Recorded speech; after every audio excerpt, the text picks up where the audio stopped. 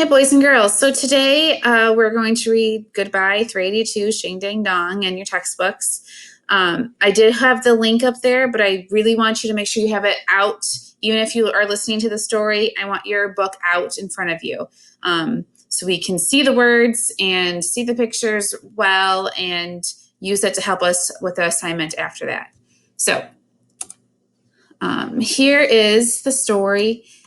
If we look at the beginning, it talks about the genre. It's realistic fiction. So fiction means not real, but when you have that word realistic fiction as the genre, it means it really could happen. There's just not this particular story.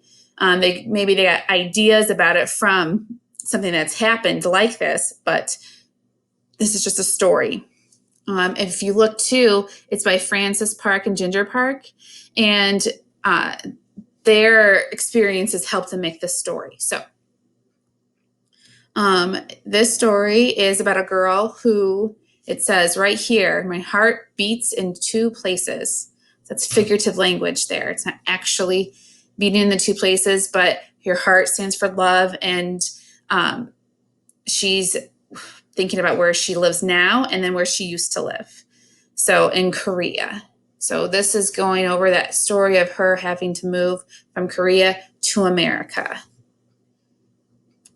And if we go through it, it just goes through different experiences she has, and she says goodbye, 382, Shing Dang Dong again. Shows her on her plane ride, having to move, and how the houses are different than where she lived. And how, the food might be different. She calls it curious food. Remember, we're using that word as odd and unusual because it is different than her culture back in Korea. And to us, her food might be different. So she's learning. Okay, so, and then I would adopt Rose as my American name one day, but not today. So they even talking about how they're going to pick an American name too. But she's Jamie, and it says that at the end. Okay, so, and then she has a friend finally. So those are a lot of different things that's happened in the story. Now, when you go back to Seesaw, it says use labels to complete the story map and then record yourself retelling the story. Use transition words like first, then, next, finally. So that's two things you have to do.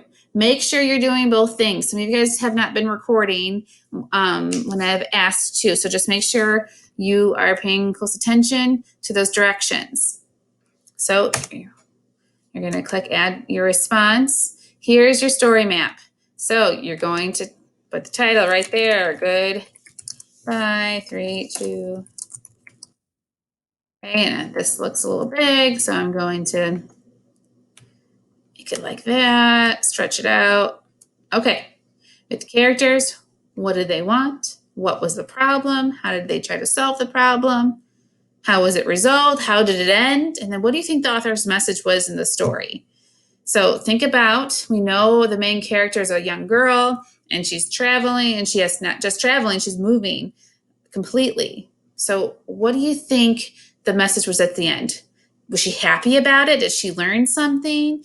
Did she feel miserable about it and not learn anything at all? What do you think? I just want you to be thinking of those things to try to get to that message. And then once you're done, you click right here in this record button and retell the story in your own words and try to use those sequence words. First, we learned that she's leaving her home. Then, okay, use those sequence words. So make sure you do all of those things and then click the green check mark to turn it in.